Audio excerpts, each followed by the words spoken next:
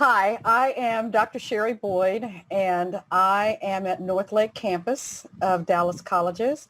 I teach humanities and theater, and today I would like to ask Mr. Pascal Bakari to introduce himself. Hello, everyone. My name is Pascal Bakari. I am a rising sophomore at the University of Houston, majoring in industrial design at the College of Architecture and Design. And I transferred in from Northlake College. I was at Northlake for about 2 years before I transferred to University of Houston. Okay, Pascal, it's so good to see you again. We're reading the book Notes from a Young Black Chef, and the author, Kwame, tells us how he grew up to become a chef. We're talking about tenacity, so I'd like to know, what does your story look like? How did you get to where you are now? Well, I think for me, it's always been God and good people in my life. I think just starting out, I've been put into situations where I've had to readjust to new environments very quickly. And that without the support of the people around me, I think it would have been really hard for me to get through those obstacles. So I grew up between New York City and Burundi, which is a country in East Africa. Basically, my mom and dad separated before I was 1 year old.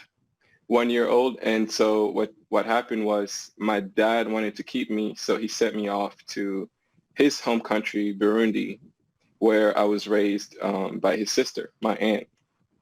And so, I think it's always funny when I think back to this because that happening to me at such a young age was kind of like preparing me for what was about to happen, like all the amount of readjustment that I was going to go through after that in my life that was like the first step, I think.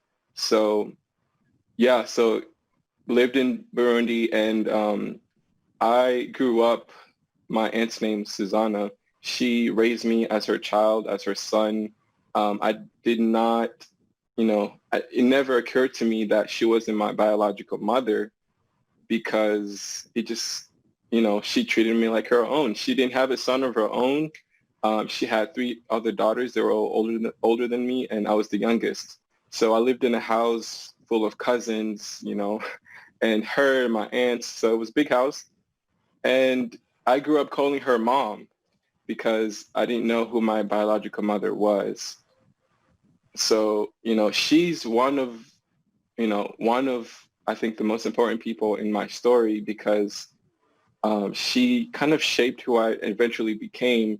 And, raising me and pushing me and everything is one thing, but the biggest lesson that she taught me was faith. And I was raised in a Muslim household. I was raised as a Muslim. Everyone in my family, on my dad's side of the family, is Muslim. And she showed me how to be a good person before, having to be a good spiritual person per se. So she, excuse me, I grew up watching her. She was very consistent with her faith. I grew up watching her, every morning she would wake up. She was one of those Muslims who she did pray 5 times a day. And seeing that as a kid, you don't really know what that means. But upon reflecting back, it's like she was showing me how to be a good, no matter what your faith is, but, you have to be consistent. You have to, whatever your values are, you have to hold them dear, and you have to perform and be who you say you want to be. You can't just say it. So she was the first person that showed me that. She's just, I think, the most important person that has shaped me, and her lessons about faith and I say faith, not religion, because as I got older, I chose to practice a different religion. I moved away from Islam and I became a Christian. I was baptized. But the core lessons that she taught me about faith and having those kind of values stuck with me. And she was the first person that taught me those things, and it carried me through everything that happened to me after that. So one of the things Kwame focuses on in many of his obstacles that he was taking on his journey so far, they were very varied.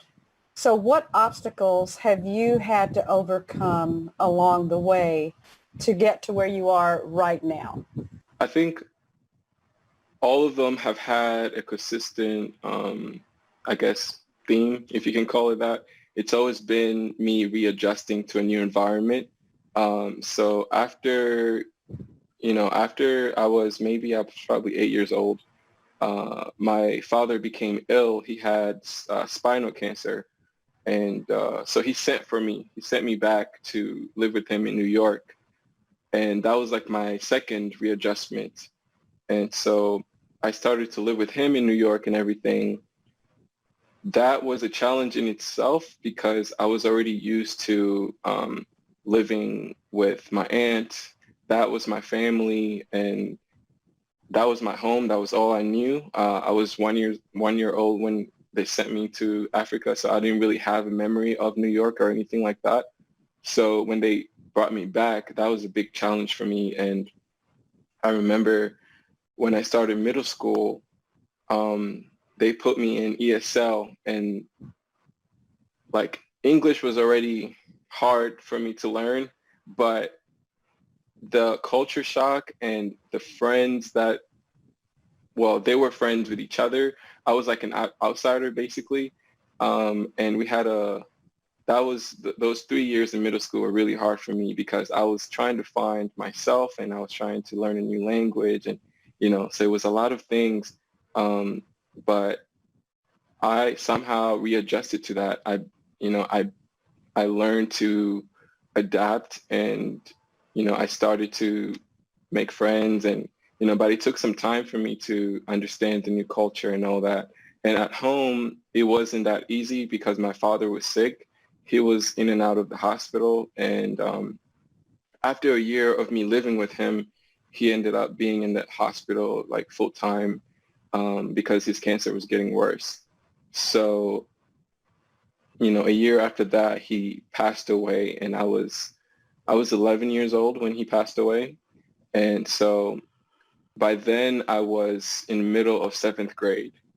So mind you, at this time, I still haven't met my mother, my biological mother, but before my father died, he did tell me we had like this big moment of whatever you want to call it. He told me that my biological mother is an American woman.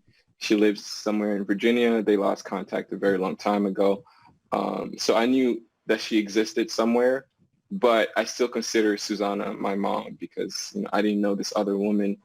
But right after my father passed away, my biological mother came into the picture because the courts tracked her down. She had custody of me.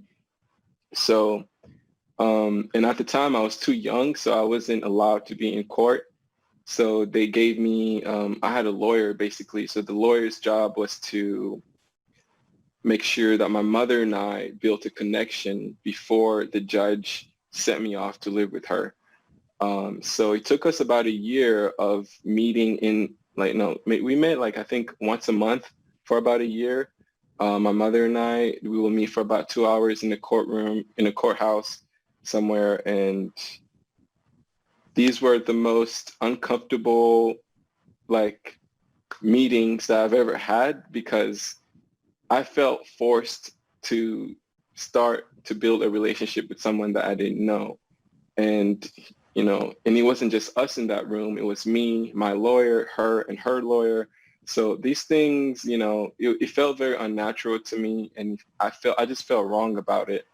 But she was my biological mother. I didn't really have anyone else that I could live with. At the time while all this was happening, I was living with my father's friend in Brooklyn. So, so the judge eventually said, okay, you guys have had a year of connecting. you can now go live with her. So by this time, I was in the middle of 8th grade, so they took me out of 8th grade and I had to finish middle school in Virginia. So, I had to readjust to that again. So because my mother and I didn't really have time to build a relationship, living with her became a challenge. And my mother, when I started living with her, was experiencing like the first stages of schizophrenia. But the courts didn't know about this until like much later. So she slowly became abusive towards me, and I had to get CPS involved. So they tried to help me out through my school. And so eventually I just had to move out. And at this time I was already in high school.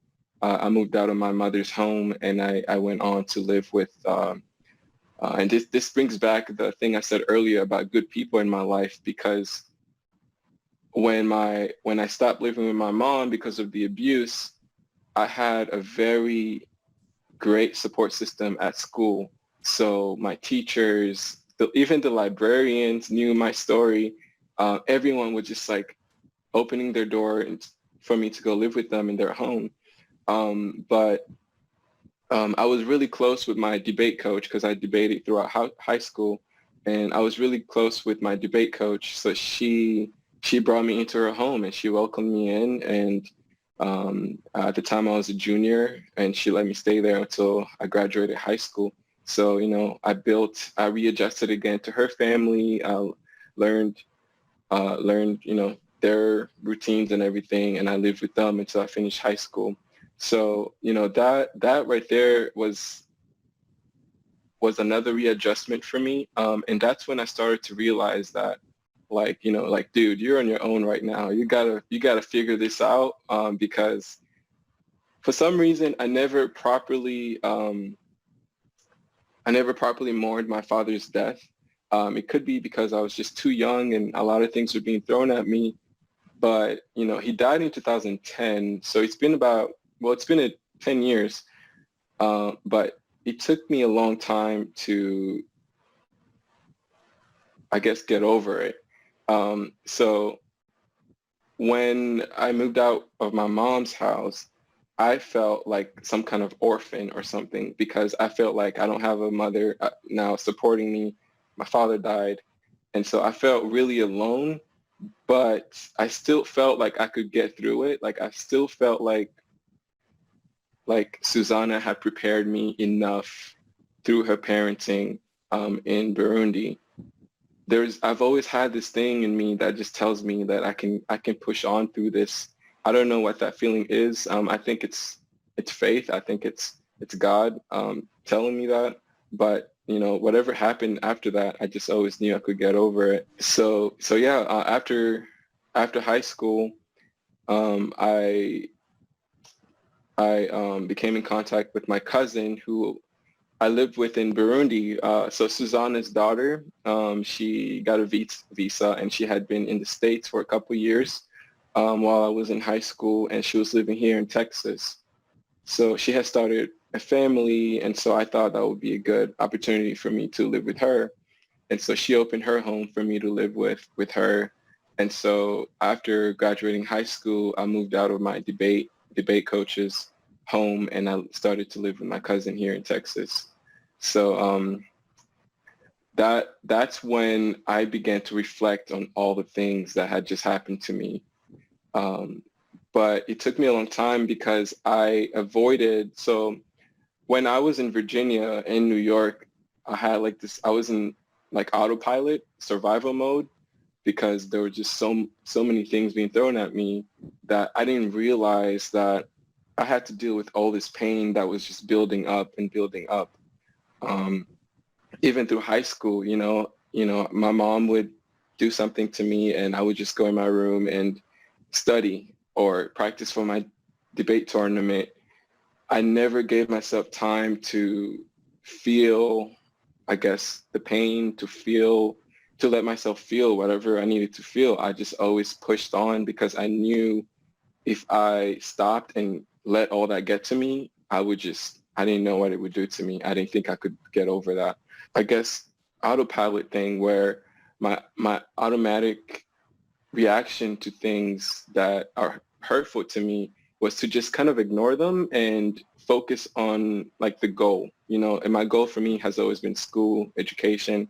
That's what my Aunt Susanna instilled in me because she never got an education. But, once I came in here to Texas, things got better for me. I had time to stop and reflect and kind of look back and start to heal and allow myself to process what had just happened to me. But the first few years, and this kind of bleeds into my time at Northlake, the first few years, I actually I didn't allow myself to fully let go and just face my pain because it's that autopilot thing again. It was kicking in, and I felt like I just couldn't do it. It was hard for me. I didn't really know how to, and I wasn't talking to anyone about these things. It was just all in my head. So automatically, what I did is I try to get busy. So I try to get as involved as I could, take on as many classes as I could. So when I'm home, you can't just sit there and start to think about your life. You have homework, you have HIA, you have this. I always had something to do. So that was like another thing that, eventually I learned that, I became burnt out and I had to deal with myself because it was starting to, I was burnt out and I wasn't as productive as, I wanted to be. And that's when I realized like, okay, well, I should probably think about these things and seek some help. I started to talk to someone at my school, and I reached out to the Cramp Foundation, and they have like a counselor that we can talk to, and they so they offered me a counselor, and I started to talk to them a couple of times. So yeah. So beyond getting to where you are right now, and I think you probably answered this, how did overcoming those obstacles you discuss impact you now? So since you've started dealing with some of that, how has that impacted you in where you are in school right now at University of Houston? Well, it's given me a lot of confidence. I think beyond just saying I can do this, like I know I can do whatever comes next because I know, I always tell myself that God got me through all the crazy stuff that I had to go through for a reason.